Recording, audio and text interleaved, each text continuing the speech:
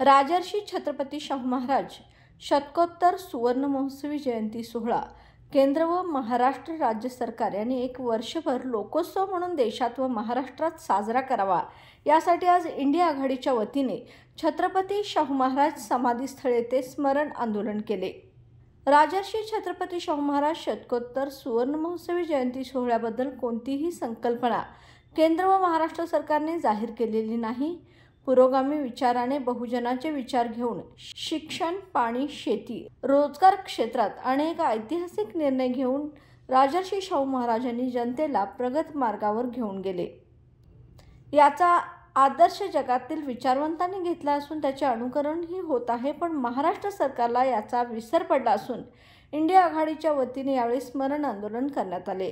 यावेळी आमदार सतेज पाटील, आमदार जयश्री जाधव, आमदार ऋतुराज पाटील, आमदार जयंत आसगावकर, आर.के. पवार, सतीशचंद्र कांबळे, संजय पवार, विजय देवणे, सचिन चव्हाण, संदीप देसाई, बाबूराव कदम, इंद्रजित बोंद्रे, दुर्वास कदम, राजाराम गायकवाड, जय परकाळे, दिलीप पवार आदी उपस्थित होते।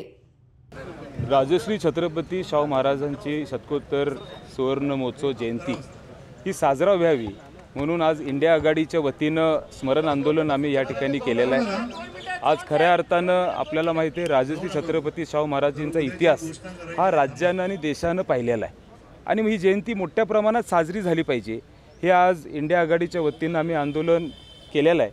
खऱ्या अर्थानं आज जे समाधानकारक निर्णय हे राज्य शासनाने व्हावेत ही आमची अपेक्षा होती। जो बजेट त्यांनी दिला पाहिजे तो बजेट म्हणावं तसं दिलेलं नाही आणि मग राज्यामध्ये देशामध्ये मोठ्या प्रमाणात कशी साजरा होईल हा सातत्यानं प्रयत्न आम्हा सगळ्यांचा असतो।